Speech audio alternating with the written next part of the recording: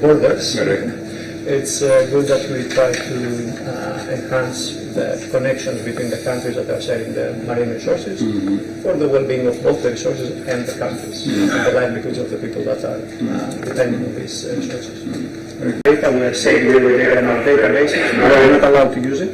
We are just delivering them and backing them up in case they are needed in the future. And somebody wants to use the data. 600 meters until into the ocean. So we have a people about 36 to 4,500 meters. So you see that later in the tour, but the operational range of the vessel itself, we don't have it. We can go wherever you want. But here is deployed, the drones are deployed at maximum 900 meters. Try to save them and not send them down. But we don't have limits yet. For instance, fusion market limits are 4,000 shallow water. 20 meters because we can't go south of this great. What is the collaboration with our people, the port management team here? Yeah, we have an agent at Store of Marine, so assist us with everything when we take the provision and get doctors, supplies, and the pilot when we enter the port. And so it's very good support in that. It's very good support your part. No, but very soon. But maybe I can see your visit to Russell. It's very good to talk about smooth house. All the thought, Russell is all right, but everything is good.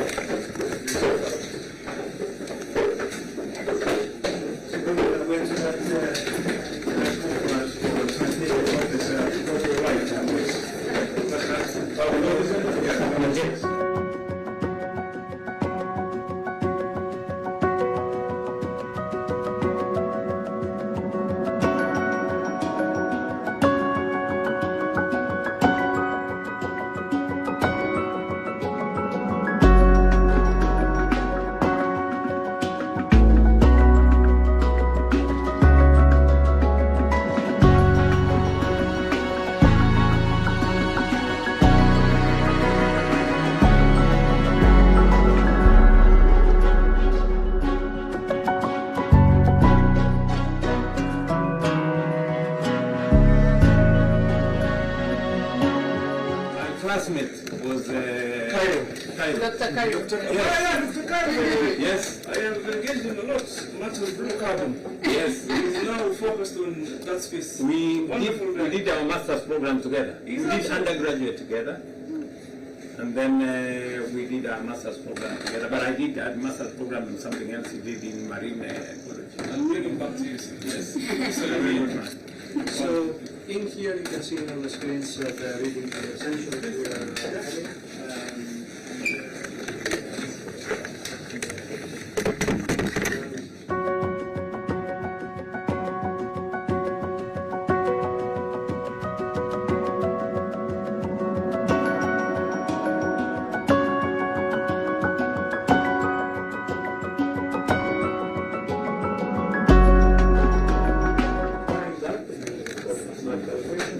We are converting that into values.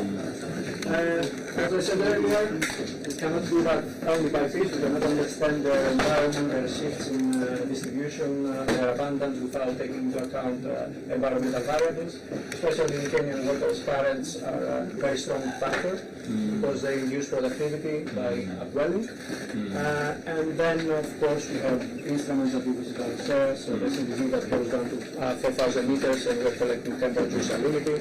We are having the multi-body water sounder, both in 2025 and 2026. We want in the North Kenyan tanks, and in detail mapping the water, talking about cycling river. So now the Institute has in hands extremely detailed maps. Talking in rallies. I would be doing much more serious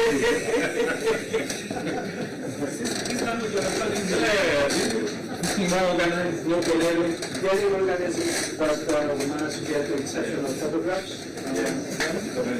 And we are here when we are collecting the data. We are having software that allows us to produce maps and understand the resources of our distribution.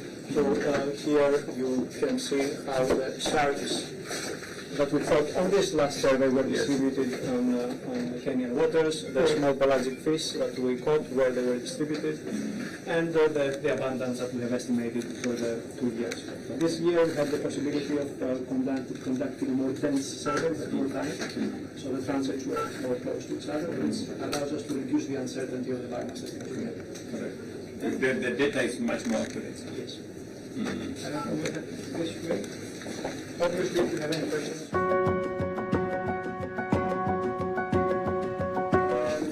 have a small library with the vessel here, mainly comprising fisheries identification, fish identification, and of course another one down at this time. And I would like to ask where you would like to take photos out here on the deck or later on. Wherever you Outside, it's always better.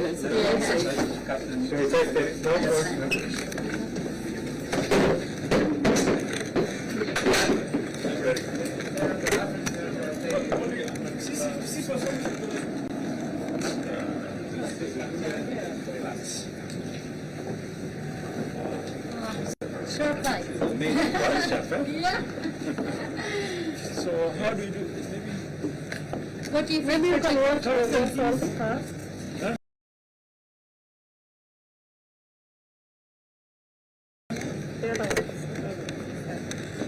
Captain, the research company. So how much longer You said on Saturday. I started there? Yeah. When we go to Madagascar, I was sure of that. And then we for 3 weeks, and then we had it for issues.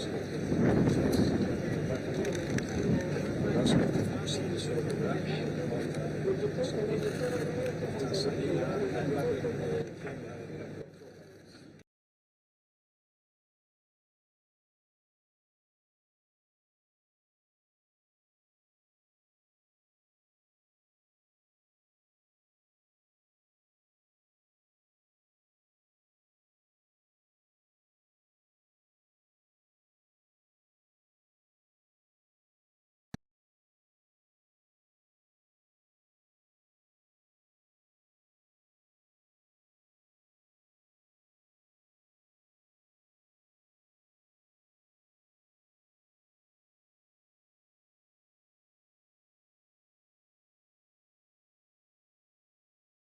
I don't know, you got a scholarship in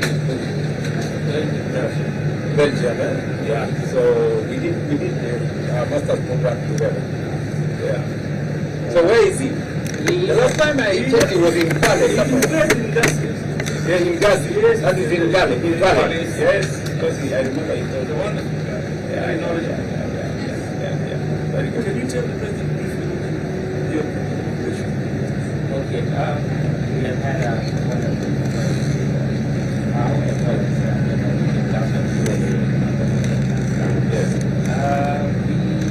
have already done surveys. We did one last year and this year.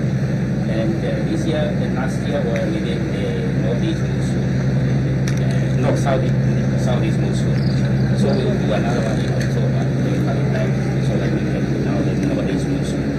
So the aspect of doing it within the the 2 seasons is that our productivity and fishery is different, is determined by the productivity in different seasons. So the southeast monsoon, and that is the kind of information, because we got a very good information, because this vessel is state of the art. It has some sounders. They can release sounds and tell you the kind of waves that are happening, the currents beneath at different levels. So this was enabled us to understand the productivity system within our North Kenya banks, because that's where we have our tuners. And the tuna normally come during these seasons in July. So they have to be drawn by something, and because they have to come and feed. So what is causing these fish to be there during this season? You need to understand, and it's very key for management. So what we apart from everything, that was key information that we were able to derive that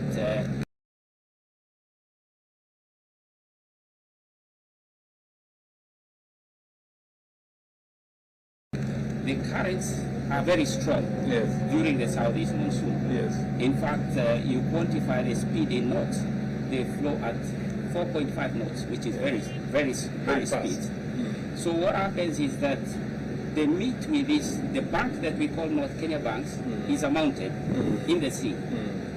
And that mountain traps sediments from Tana River, which are rich in nutrients. And these sediments comes, the Tana River brings in about 7 million tons of sediments.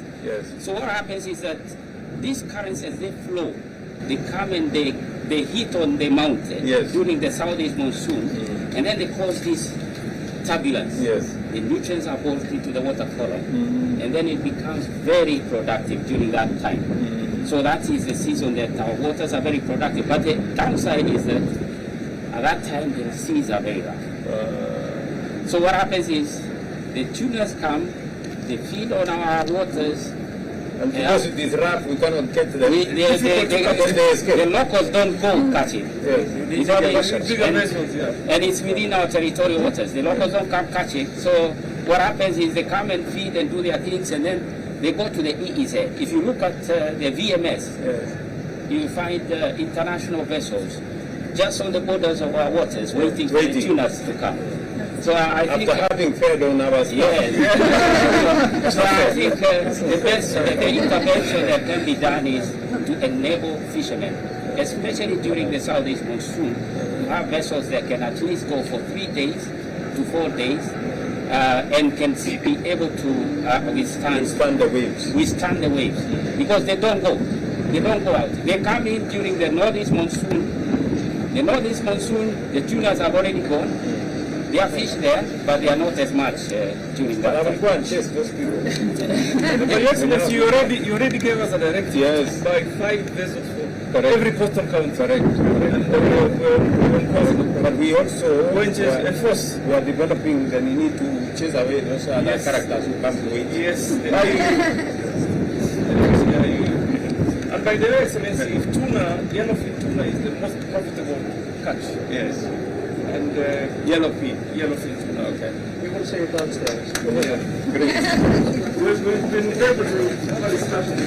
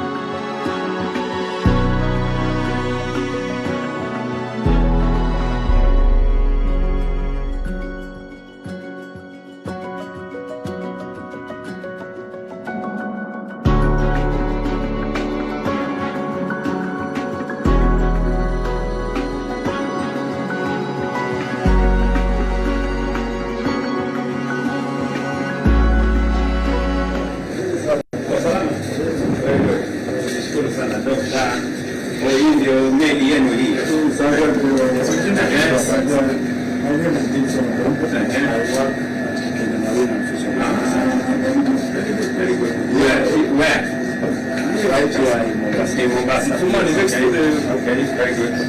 So this is where capacity building happened. So the last cruise was 17 on board. Yes. And this is where we do taxonomic validation. Yes. Certification. Yes. So when the fish are brought on board, yes, we have to identify all of them, species there. And we were able to identify 399 species. Yes. Oh my goodness. Yes. Oh my goodness. So some of them are going to be verified so that we confirm whether they're new species or it is a new geographical range. Or variables of what already exists. Yes. Maybe sometimes because of geography where it is, maybe slightly different features, but it's the same, maybe. Yes, like one was spotted last year around Madagascar. This is the second.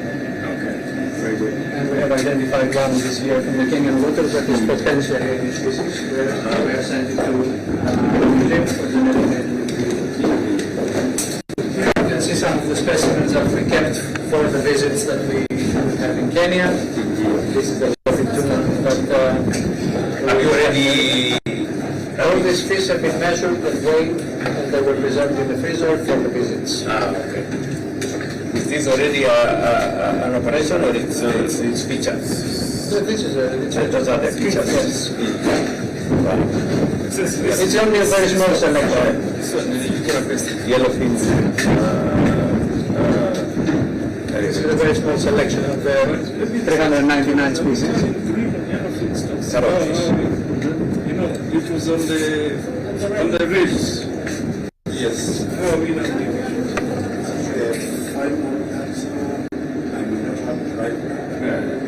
But if that's the same, we will be turning green.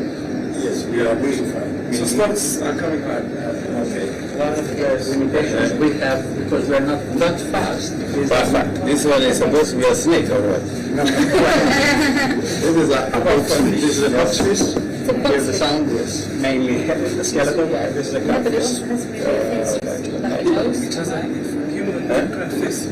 This fish, Your Excellency, I think it's the one that expands when it is removed in the water. It becomes one of its mechanics. It becomes round. It becomes round. And then Big, so that the others are say that Kiswahili inaitwa samaki inaitwa Kiswahili wanasema usingizi wa pombe, because this fish is actually a very, very idle fish. It's on top of the water.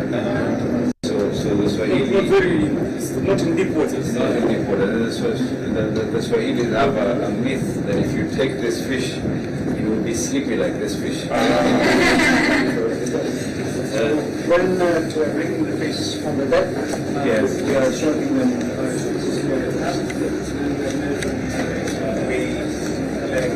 this is a current fish meter. We're putting the fish here. We have a magnet in our hand. We click, and it goes into a database. Then we put in the database, and then the same scale, either up and the weight is registered, so that the human error is minimized. And the reason why we are collecting all these fish is because at the end of the day, providing better information for research management essentially improves life of countries.